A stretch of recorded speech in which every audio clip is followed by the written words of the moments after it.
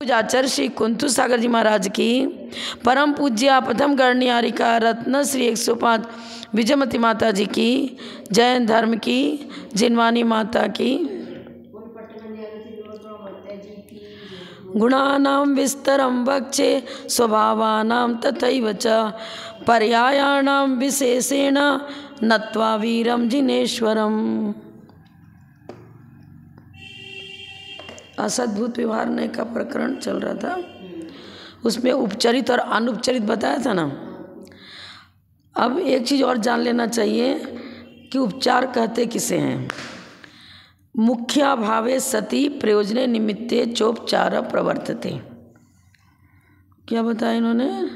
मुख्य का अभाव, पेज नंबर, अभी आप पहले का ही प्रकरण बता रही हूँ, पढ़ चुके हैं लेकिन फिर भी जान लें, 33 नंबर, पेज नंबर 33। नोट्स तैयार कर लेना है, कॉपी में लिखना, क्योंकि उपचार और अनुपचार को समझना भी जरूरी है ना। उपचार पृथक नयो नास्ति तिहि न पृथक कृता। मुख्य भावे सती प्रयोजने निमित्ते चोपचार प्रवर्ते। मुख्य का अभाव होने पर प्रयोजनवश अथवा निमित्तवश जो कथन होता है उसे हम उपचार कहते हैं। अब मुख्य का तो अभाव है, वास्तव में सिंह तो है नहीं, है तो बिल्ली, लेकिन उसकी क्रूरता, उसकी परिणति, आकृति शेर से मिलती है, तो हमने क्या कह दिया, मानव का एवं सिंह, मानव को ही हम सिंह कह दिया, नहीं होना चाहिए। मानव को मैंने बिलार, बिल्ली। अब चंद्रमुखी कह दिया किसी को, बोलते ना चंद्रमुखी कन्या, तो चंद्रमा अलग चीज़ है और कन्या एक अलग चीज़, अलग है, वस्तु है, दोनों भिन्न भिन्न वस्तु हैं, लेकिन उपमा अलंकार के रूप में अन्य के धर्म गुण का अन्य में उपचार करके कथन करते हैं सदृशता की अपेक्षा से। तो सदृशता है, मुख्य का तो अभाव ही है।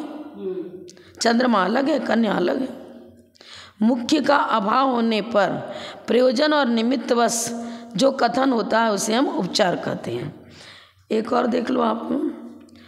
अब हमने बताया था उपचार दो प्रकार का, एक अनुपचरित व्यवहार ने और उपचरित व्यवहार ने।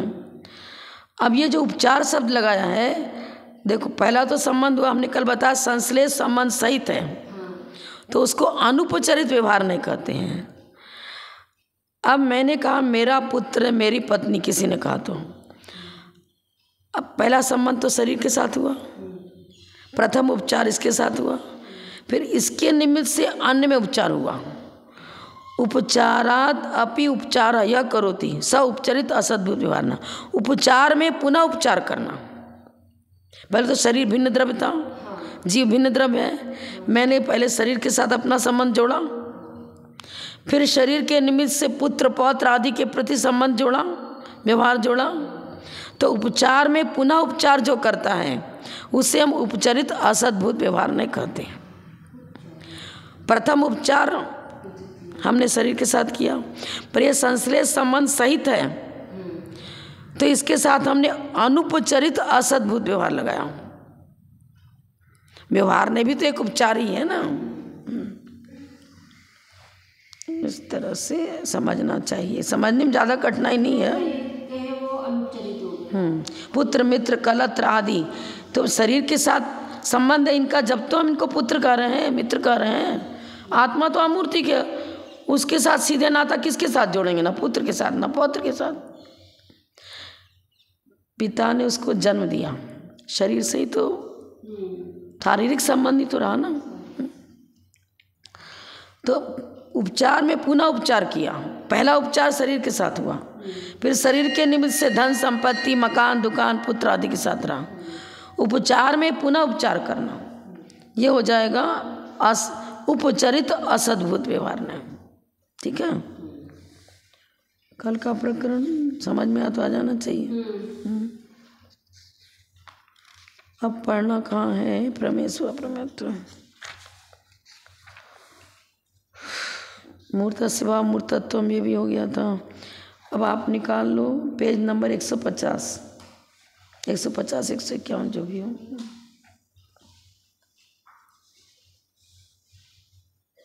नित्य स्वभाव अनित्य स्वभाव देखना अपने को। अस्थि स्वभाव नास्ति स्वभाव हो चुका था। अब निज निज नाना पर्यायेषु तदेवेदमिति द्रव्यस्योपलम्भान नित्य स्वभावः, पेज नंबर 150। निज निज नाना पर्यायेषु तदेवेदमिति द्रव्यस्योपलम्भान नित्य स्वभावः। निज निज नाना पर्यायेषु, अपनी ही नाना पर्यायों में, द्रव्य वही का वही है। मान लो पहले मिट्टी का लोंदा था, फिर स्थास कोस कुसूल आदि परिणमन होते होते घड़ा बन गया, पर उस घड़े में वही तो मिट्टी है जो लोंदे की पर्याय में मिट्टी थी। वो मिट्टी ही लोंदे की पर्याय से छूट करके फिर क्रमशः घड़े के पर्याय में आई। तो वही है, वही है। ये घड़ा मिट्टी का ही तो है, मिट्टी का ही तो है, उसी मिट्टी का तो है। हाँ, पर अपनी अपनी स्वकी ले रहे हैं ना। मैं भी जीव द्रव्य, आप भी जीव द्रव्य। आपकी भिन्न पर्याय बनेगी, मेरे भिन्न बनेगी, उसमें हम निज निज नहीं लगाएंगे। जीव द्रव्य में सदृशता है, हम भी जीव आप भी जीव, लेकिन निज निज लगा दिया ना।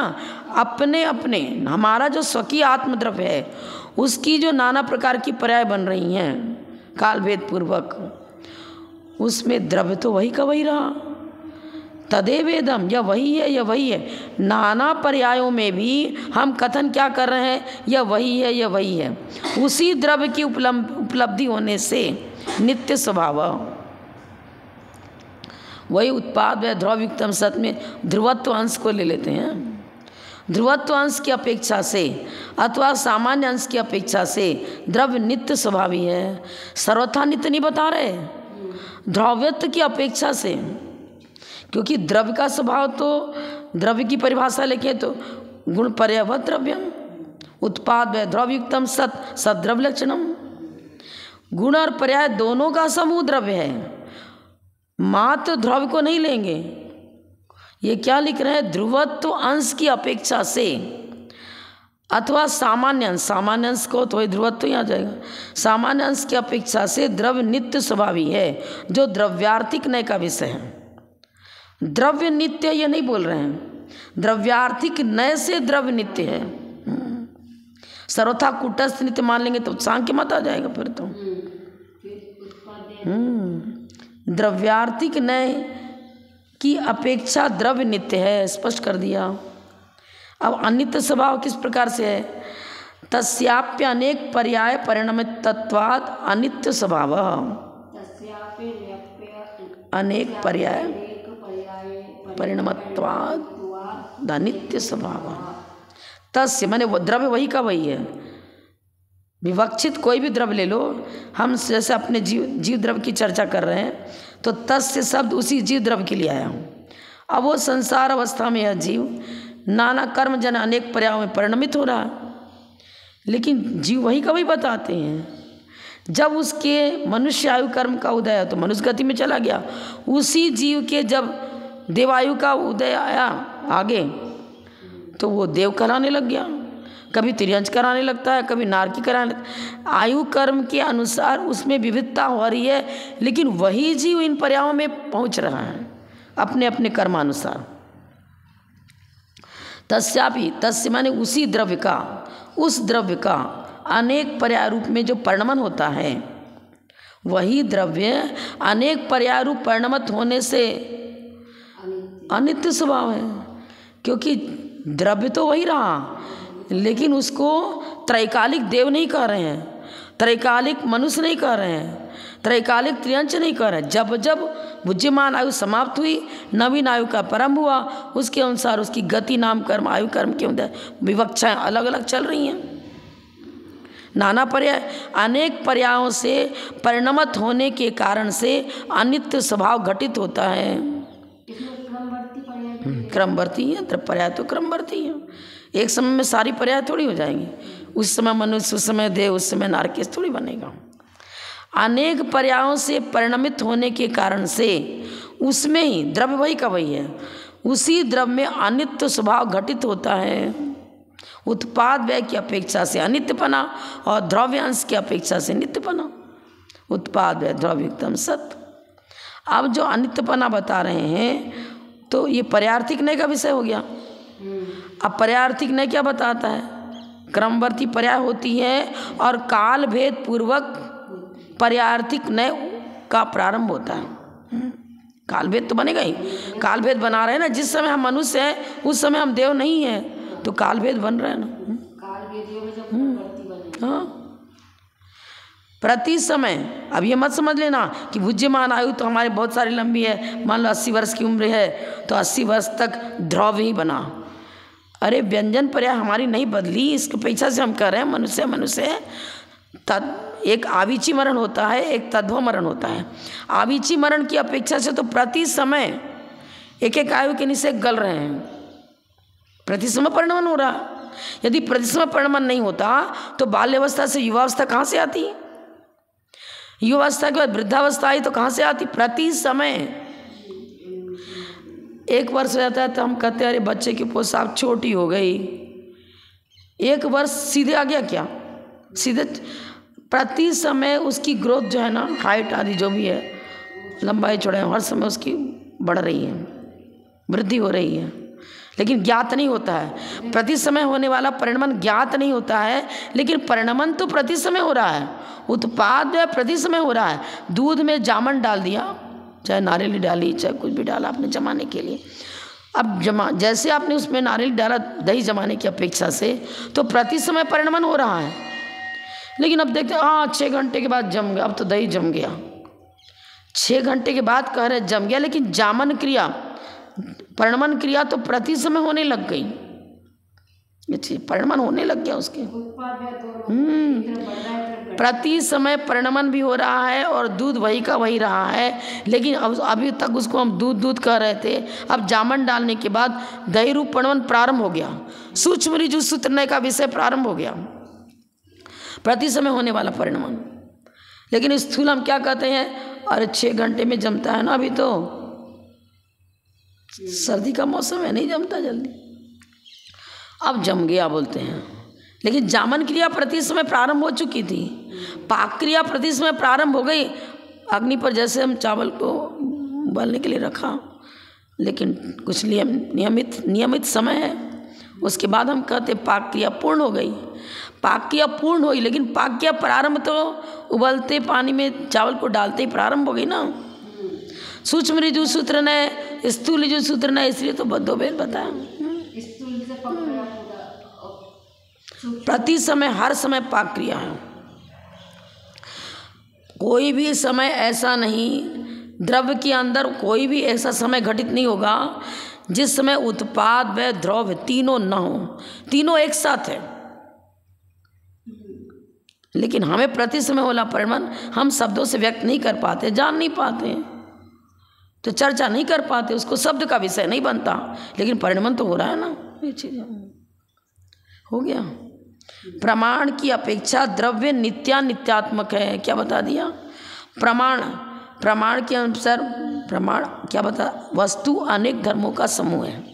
अब उस अनेक धर्मों के समूह रूप द्रव्य को ग्रहण करने वाला सम्यक ज्ञान है प्रमाण। सम्यक ज्ञान को प्रमाण कहते हैं।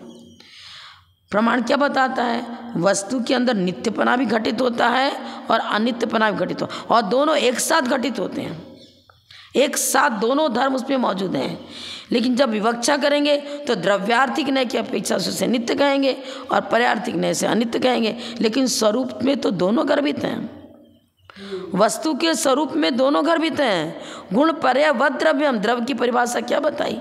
गुण और पर्यायों का समूह ही द्रव्य है। मात्र गुणों को द्रव्य नहीं कहा, मात्र पर्यायों को द्रव्य नहीं कहा, गुण और पर्यायात्मक, गुण पर्यायात्मक द्रव्य बता रहे हैं उमा स्वामी, यहाँ भी यही बता रहे हैं। प्रमाण की अपेक्षा द्रव्य नित्यात्मक है। 110 नंबर सूत्र, स्वभावानाम मेकाधारत्वादेक स्वभाव,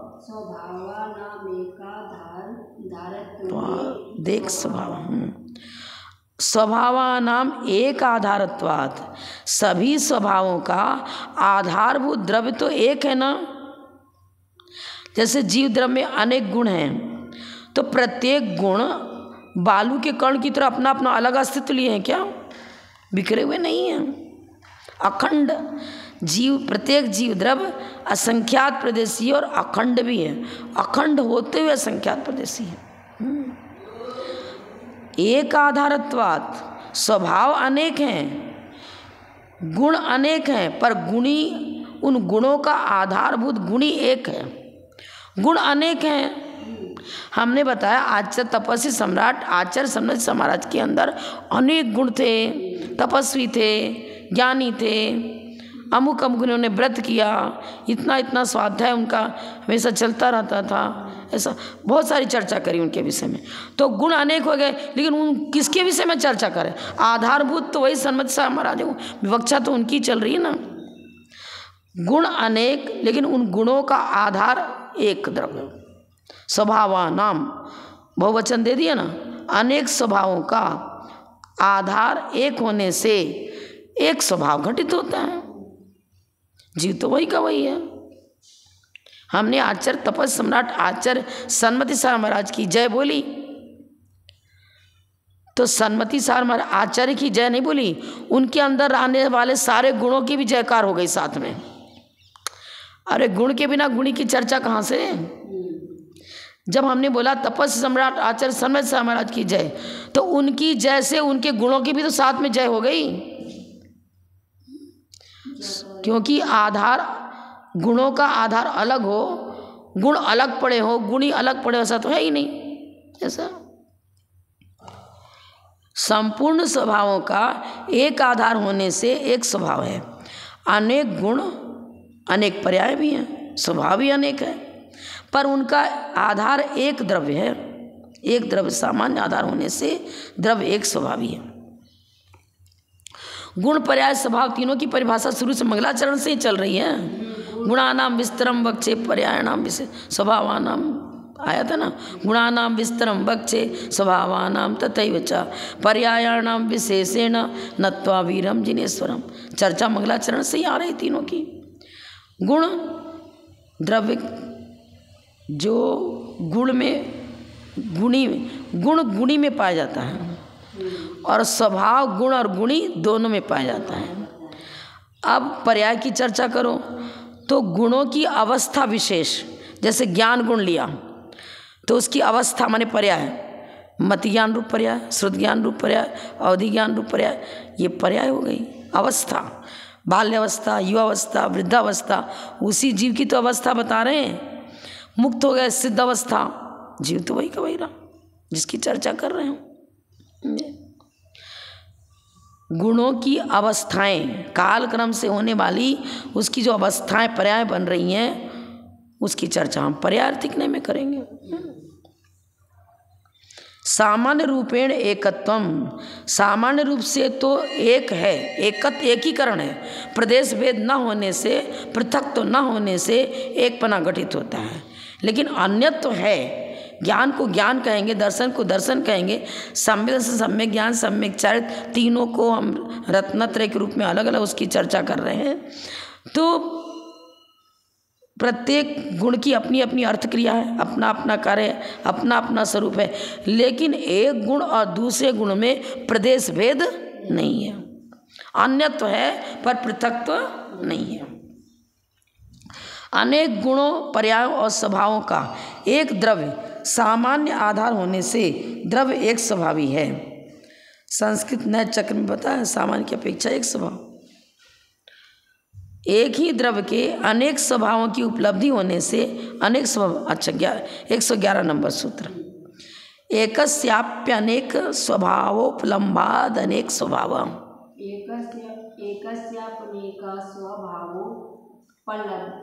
स्वभावोपलम्भाद अनेक स्वभाव, अनेक स्वभाव, अनेक। संधि विच्छेद करो। एकस्य अपि अनेक स्वभाव उपलम्भात अनेक स्वभाव, अनेक स्वभाव उपलम्भात। एक ही द्रव्य में अनेक स्वभाव की उपलब्धि देखी जाती है, अनेक रूप वो वर्णन करता है। जिस समय हम आलापपत्ति पढ़ रहे हैं, मेरा उपयोग इसमें इंगेज है। परीक्षा मुख पढ़ थे जब उसमें इंगेज था। अब मंदिर जाएंगे, अभिषेक देख रहे हैं, मंत्रोच्चारण कर रहे हैं, उस रूप वर्णन हो गया। तो स्व की स्व तो वही स्व लगाएंगे उसी द्रव्य के लिए, लेकिन भवनशीलता द्रव्य वही है, इसलिए भी स्व। अब मान लो ज्ञान गुण है, ज्ञान गुण में भवनशीलता, तो ज्ञान गुण अपनी ज्ञान योग्य पर्यायों में ही परिणत होगा। ज्ञान गुण सम्य दर्शन का कार्य नहीं करेगा। अपना अपना जिसमें जो पर्याय संभव हैं, जिस प्रकार की परिणति संभव है, शक्कर से जितने भी पदार्थ बनाओगे वो शक्कर मीठी होती है, वो मिर्च का काम नहीं करेगी। चाहे उसको शक्कर डाल के शरबत बना लो, चाहे कोई मिष्ठान पकवान बना, जलेबी बना रहे हो, कोई रसगुल्ला बना रहे हो, मिठास सब में दे रहा है, वो अपना कार्य कर रहा है, मिर्च का काम नहीं करेगा, मिर्च का काम करेगी। तो अपने अपने स्वभाव रूप ही परिणमनशीलता देखी जाती है। स्वभाव को छोड़कर अन्यथा परिणमन नहीं होता है, अन्यथा नहीं होगा। मिश्र रूप आप जैसे उसमें नींबू भी डाल दिया, शक्कर भी डाल दिया, नमक भी डाल दिया, तो मिक्स रूप आप अनुभव कर रहे हो।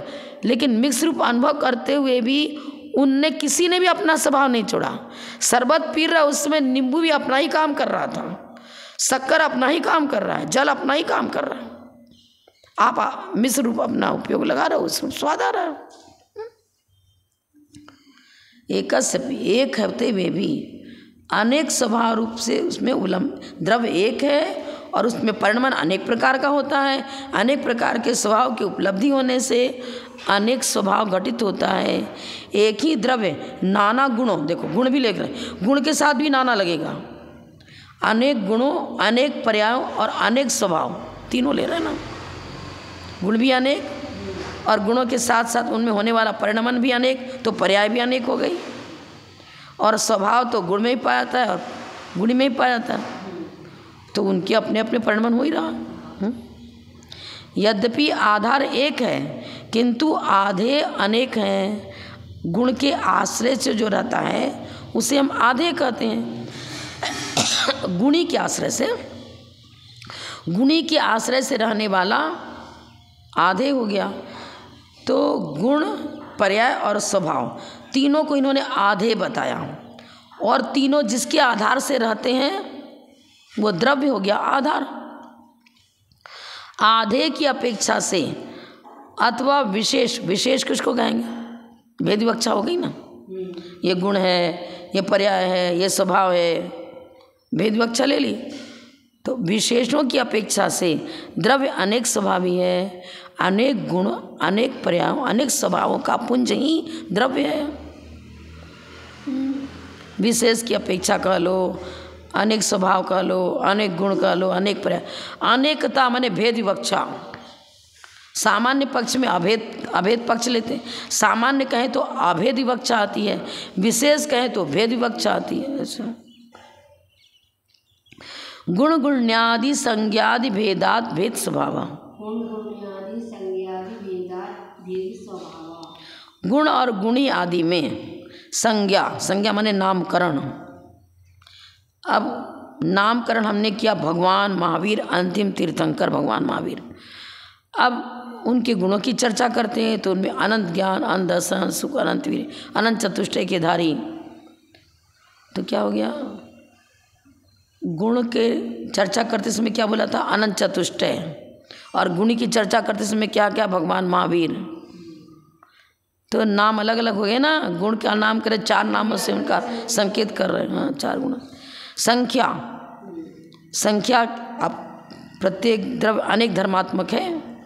अब अनेक में उसके प्रदेश कितने, अभी वर्तमान में उसकी कौन कौन सी, किस गुण की कौन कौन सी पर्याय चल रही हैं, संख्या बताते हैं ना भाई।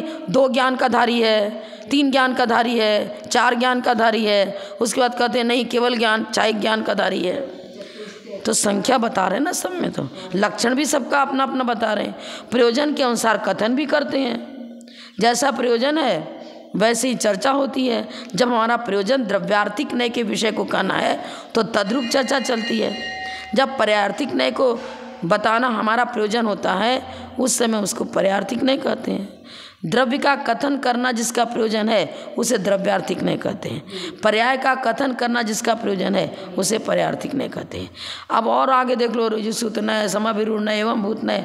अब जिस समय रसोईया रसोई बना रहा है उसी समय उसको रसोईया का प्रयोजन के अनुसार कथन हुआ ना, सर्वथा रसोईया थोड़ी है, उस अपेक्षा से हो गया, एवं भूत नहीं की अपेक्षा से। इसको भेद स्वभाव बोलेंगे। हाँ, भेद स्वभाव, भेद पूर्वक चर्चा, भेद प्रभेद पूर्वक द्रव्य के अंदर रहने वाले गुण स्वभाव की चर्चा चल रही है। अब अनेक स्वभाव का, भेद स्वभाव का ये मिल ही रहा है, एक तरह से तो मिल ही रहा। अनेक में ये बता रहे मौजूदगी अनेकों की है, और भेद स्वभाव में बता रहे हैं मौजूदगी अभी अलग अलग है और उनका स्वरूप भेद भी अलग अलग है। स्वरूप, लक्षण सब भेद है ना। यहाँ तो इतना बता दिया कि द्रव्य के अंदर अनेक गुण पाए जाते हैं, अनेक पर्याय पाई जाती, अनेक स्वभाव है, अनेक हैं, प्रदेश भेद नहीं है, फिर भी अनेक हैं। अब अनेक कितने कहने से काम चल जाएगा? नहीं, वो अनेक को सारे के सारे गुण अपने अपने स्वभाव को लेकर ही परिणमन करेंगे, तो भेद हो गया ना। ज्ञान ज्ञान का काम करेगा, दर्शन दर्शन का काम करेगा, चारित्र गुण की पर्याय अलग अलग प्रकार की बनेगी। हाँ, ज्ञान गुण की पर्याय, ज्ञान गुण की पर्याय भी अलग प्रकार से बनेगी। जितने गुण उतनी पर्याय अलग अलग, और सबके लक्षण अलग, सबका नाम अलग, और प्रयोजन के अनुसार हम उनका कथन भी अलग अलग करते हैं। किसी ने पूछा, माता जी मति ज्ञान किसे कहते हो, उसे बताओ। तब प्रयोजन उस मेरा क्या रहा, जैसा प्रश्न किया तदनुसार मेरा कथन करना प्रयोजन रहा। ज्ञान संज्ञा हो गया, उसके भेद करना संख्या हो गया, भेद व्याख्या करो। गुण और गुणी दोनों पृथक पृथक संज्ञा है। गुणी की परिभाषा क्या बताई? द्रव्यास्य निर्गुणा गुणा, ये तो गुण की चर्चा हो गई, द्रव्यास्य निर्गुणा, और द्रव्य हो गया गुणी। गुण पर्यवद द्रव्यम, गुणी कहो चाहे द्रव्य को, गुण पर्यवद द्रव्यम, ये गुणी की चर्चा हुई, और द्रव्यास्य निर्गुणा गुणा, गुण की चर्चा हुई। अलग अलग परिभाषा हो गई ना, पृथक पृथक नामकरण भी है। हाँ,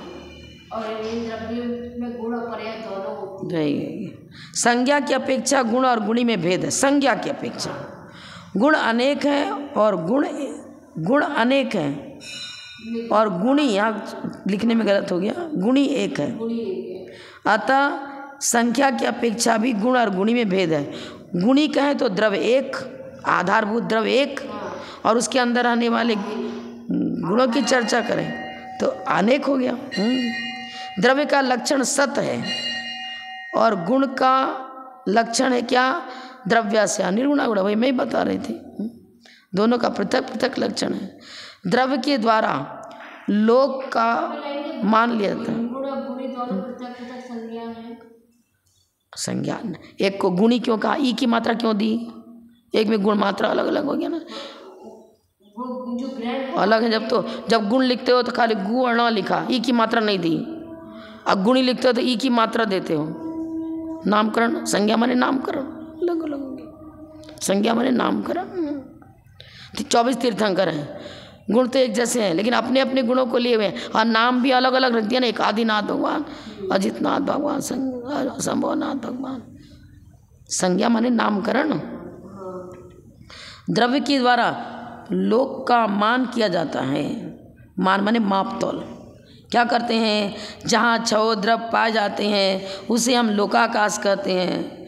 लोकाकाश की परिभाषा बनाते समय द्रव्य का आधार लेकर के लोकाकाश की चर्चा करी कि जहाँ छह द्रव्य पाए जाते हैं उसे हम लोकाकाश कहते हैं। और गुण के द्वारा द्रव्य जाना जाता है। द्रव्य की पहचान उसके उसके गुणों से होगी। किसी को जीव कह रहे, किसी को पुद्गल कह रहे, तो जैसा गुण पाया तो उसी के अनुसार तो उसको उसका लक्षण बताया, उसका स्वरूप बताया। इस प्रकार गुण गुणी का पृथक पृथक प्रयोजन होने से गुण और गुणी में प्रयोजन की अपेक्षा से ही भेद है। प्रयोजन पृथक पृथक प्रयोजन है। प्रयोजन का मतलब किस संदर्भ को लेकर के, किस विवक्षा को लेकर के। जैसे नाम निक्षेप में क्या बताएंगे? द्रव्य, गुण, क्रिया आदि की अपेक्षा लिए बिना लोक व्यवहार के लिए किसी का नाम रख देना, नाम निक्षेप। तो अब नाम निक्षेप में हमारा प्रयोजन क्या रहा? हम कह रहे अरे वो लड़का खड़ा है ना, वो महावीर को बुलाना, उसका नाम महावीर है। तो मेरा प्रयोजन भगवान महावीर की प्रति नहीं है, उस व्यक्ति के प्रति संकेत कर रहे हैं। नाम निक्षेप कि कथन को मुख्यतः लेकर के चर्चा चल रही है। प्रयोजन अलग अलग रहेगा ना। एक दीपक जलाने के लिए हम करें घी लाओ, एक रसोई में रोटी बना रहा करा घी लाओ, प्रयोजन अलग अलग हो गया ना, विवक्षा अलग अलग हो गई। हाँ, प्रयोजन के अनुसार विषय को ग्रहण करना पड़ेगा। जैसे जीव द्रव्य में गुणी की संज्ञा, जीव कहा तो गुणी की चर्चा हो गई, और जीव को गुण मतलब ज्ञान गुण की चर्चा करी, तो जीव के अंदर रहने वाले एक गुण विशेष माने ज्ञान विशेष, उसकी चर्चा हुई। जो इंद्रिय बल आयु प्राण प्राणापान इन 4 प्राणों के द्वारा जीता है, जीता था, जीवेगा, वह जीव द्रव्य गुणी का लक्षण है। द्रव्य प्राण की अपेक्षा से बताते हैं ना, जीता था, जीता है, जीवेगा। अब इंद्रिय प्राण आदि की चर्चा कर रहे हैं। संसारी जीव के इंद्रिय बल आयु श्वासोच्छ्वास है। हाँ, द्रव्य प्राण की अपेक्षा हमारा कथन करना प्रयोजन है, तो उस प्रकार से कहते हैं। भाव प्राण की चर्चा करेंगे तो संसारी हो चाहे मुक्त हो, किसी में भी इंद्रिय बल आयु की चर्चा नहीं करेंगे। भाव प्राण मतलब चेतना। द्रव्य प्राण की विवक्षा करेंगे तो इंद्रिय बल आयु आदि ले आएंगे। भाव प्राण की विवक्षा करेंगे तो ज्ञान घन स्वरूप आत्मा है, तो उपयोग जीव लक्षणम रत्नत्रय उसका भाव प्राण हुआ वेद विवक्षा में। जिसके द्वारा पदार्थ जाना जाए वह ज्ञान है। ज्ञान का स्वरूप बता रहे हैं, ज्ञानी का स्वरूप नहीं बता रहे हैं, ज्ञान का स्वरूप बता रहे हैं। ज्ञानी तो अनेक गुणों का पुंज है। ज्ञानी मतलब जीव द्रव्य। अब ज्ञानी से गुणी की चर्चा हुई, लेकिन विवक्षा ज्ञान गुण की अपेक्षा से ज्ञानी, तप की अपेक्षा से तपस्वी, क्षायिक सम्यक प्राप्त किया लिए इसलिए उसको क्षायिक सम्यक दृष्टि कर रहे हैं। क्षोभसम चारित्र का धारी है इसलिए उसको क्षायिक चारित्री मुनि कर रहे हैं। ये अलग अलग विवक्षा। जीव द्रव्य गुणी अविनश्वर रहते हुए भी द्रव्य का नाश नहीं होता, गुणी का नाश कभी नहीं होगा, पर बंध मोक्ष आदि पर्याय रूप प्रमाण करता है। बंध को प्राप्त होता है, फिर बंध से तपस्या की साधना करी छूटता भी है, फिर मोक्ष को प्राप्त कर लेता है। तो वही तो परिणमन कर रहा है, वो गुणी की नाना पर्याय हो गई। इसीलिए सिद्ध पर्याय में भी सिद्ध पर्याय है, और सिद्ध पर्याय के धारी जो जीव हैं उस जीव की त्रैकालिक पर्यायों को लेना पड़ेगा। त्रैकालिक पर्यायों का समूह ही जीव द्रव्य है। सिद्ध पर्याय की चर्चा करेंगे तो उस समय संसारी पर्याय की चर्चा नहीं हुई, पर सिद्ध पर्याय को धारण करने वाले जीव द्रव्य की चर्चा हुई। तो वो जीव द्रव्य तो त्रैकालिक है ना, पहले निगोद में भी रहा, त्रस पर्याय में आया, फिर पंचेंद्रिय पर्याय में भी त्रस पर्याय को और साधना विशेष करी, त्रस में ही पंचेंद्रिय पर्याय को प्राप्त किया, मनुष्य बना, तपस्या करी, नाना बहुत प्रकार की चर्चा आ जाएगी।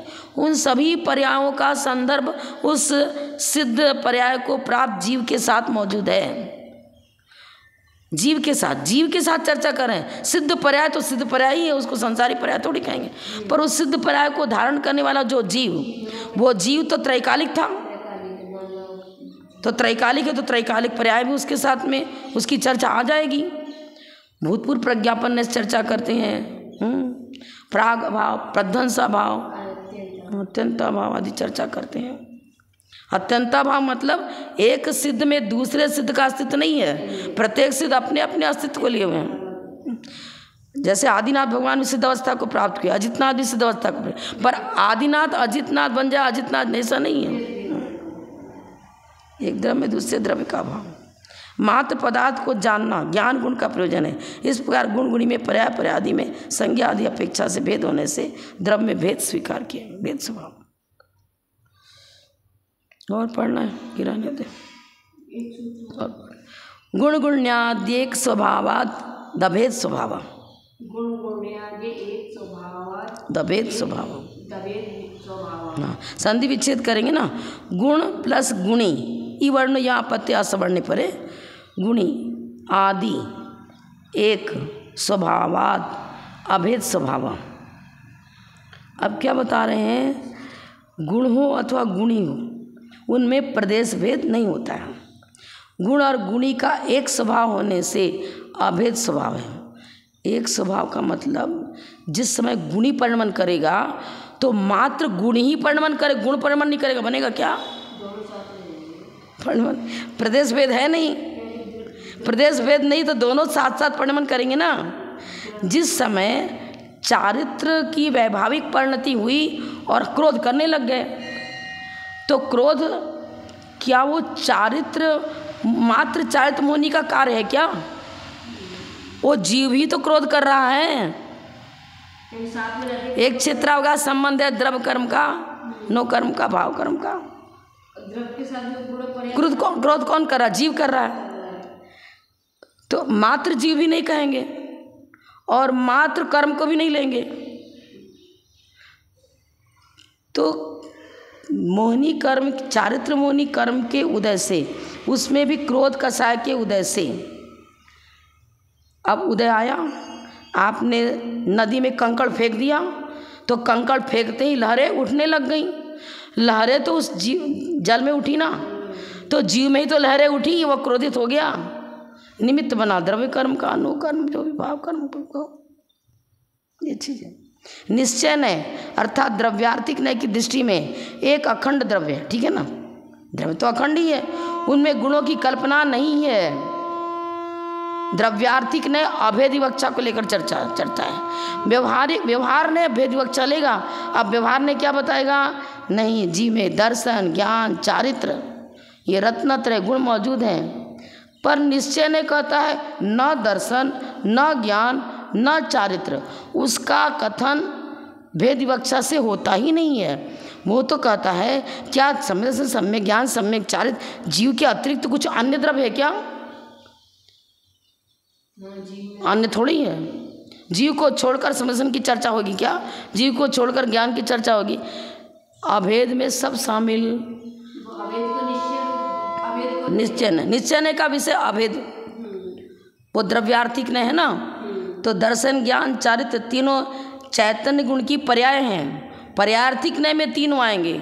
निश्चय ने तो द्रव्यार्थिक ने कहो, निश्चय ने कहो, तो वो तो कहेगा सब में अभेद तो है, भेद क्यों करते हो? निश्चय को पर्यायार्थिक नय बोल सकते हैं क्या? निश्चय नहीं हुआ द्रव्यार्थिक नय, व्यवहार नहीं हुआ पर्यायार्थिक नय।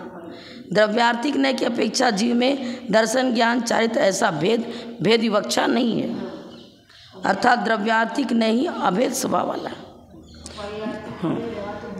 गुण पर्याय से द्रव्य और द्रव्य से गुण, पर्याय से द्रव्य और द्रव्य से गुण पर्याय भिन्न नहीं है।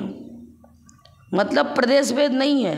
गुणों का पर्यायों से, गुणों का द्रव्य से प्रदेश भेद नहीं है। लिख रहे ना, प्रदेश भेद नहीं है। इसीलिए गुण पर्याय से द्रव्य को अनन्य, अनन्य अर्थात अभेद, अन्य नहीं अनन्य, अभिन्न माना है। गुण और गुणी दोनों परस्पर अभिन्न हैं, उनमें भेद नहीं है, क्योंकि प्रदेश भेद नहीं है।